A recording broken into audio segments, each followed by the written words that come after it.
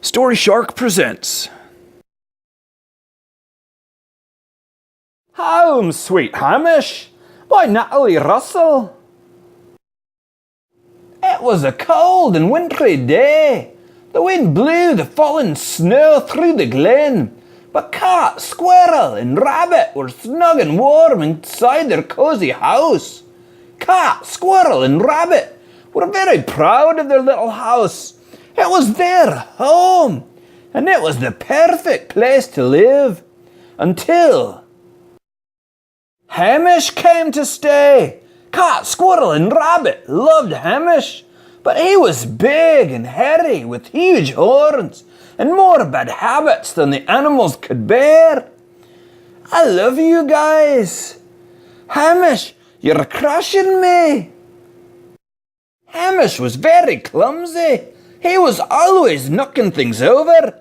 He was really lazy, always leaving things lying around, including his toffee wrappers. Very sticky. Hamish. And he was terribly untidy, always trailing things in and out, in and out, and in and out. And when the animals said, "Hamish, tidy up your mess," he huffed and he puffed and grumped and moaned. Tut. Then one day, Hamish caused absolute chaos. He knocked everything over, and the animals went crazy. "That's it," yelled Rabbit. "We've had it up to here," shouted Squirrel. "We can't cope with your mess anymore," cried Cat. And they packed Hamish's toffee bag and sent him out into the snow. Out! Hamish couldn't understand what all the fuss was about. "It was only a few wrappers," he whined. And, feeling sorry for himself, Hamish sat down in the snow and ate some toffee, because a toffee or two always made him feel much better. After the animals had tidied away Hamish's mess, they relaxed and put their feet up. The house was so peaceful without Hamish. As the day wore on, the snowflakes grew bigger.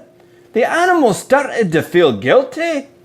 "Poor Hamish," murmured Rabbit. "We can't just leave him out there," said Cat. "But you can't live here," insisted Squirrel. Still, they all agreed that something had to be done, so they set to work on a plan. Meanwhile, Hamish was missing his friends. He peered through the window to see what they were doing, but the animals were so busy they didn't even notice Hamish. "They don't like me anymore," sniffed Hamish, and he wandered off, feeling utterly miserable. Suddenly, the animals' front door flew open, and Cat, Squirrel and Rabbit rushed outside into the snow. "Hamish, we have an idea," they cried, and they raced after Hamish and showed him their plan. The plan was simple, but the animals needed somebody big and strong to make it work. "Hamish, will you help us?" they asked. "I'll do my best," beamed Hamish. So the animals explained what they needed him to do. "Hey, Hamish, huge horns. Smelly, sometimes not a lot. Hairy, problem, bad habits, clumsy, lazy. B, mess, jam, toffee wrappers, food, mud and leaves, creepy crawlies. C, friends, tired, grumpy, sore head. D, solution, wood, nails, thread, needle. C, hairdresser, wool, wrappers. Brilliant idea. It's going to be great. Hamish, look, look." Hamish gathered as much wood as he could carry, and Cat, Squirrel and Rabbit searched for some handy bits and bobs on Hamish's piles of rubbish. "Who ate my soup?" Then, while the animals held the pieces in place, Hamish hammered them together with his hard hooves. Bang, bang! And after lots of clattering and banging, some special finishing touches, there stood a house for Hamish. Well, Hamish, what do you think? Asked the animals. Hamish went inside for a closer look. There was plenty of room for all his things, a special tin for his toffees, and even a little door leading into the animals' house next door. Groovy, shouted Hamish. Peekaboo. The animals were delighted.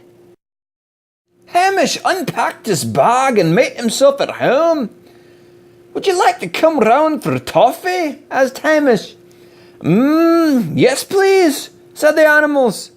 Do come in then, beamed Hamish, but make sure you wipe your feet. Thanks for listening. If you enjoyed this reading of Home Sweet Hamish, please like this video, or better yet, subscribe to our channel, and be sure to check out more fun stories from Story Shark, coming soon.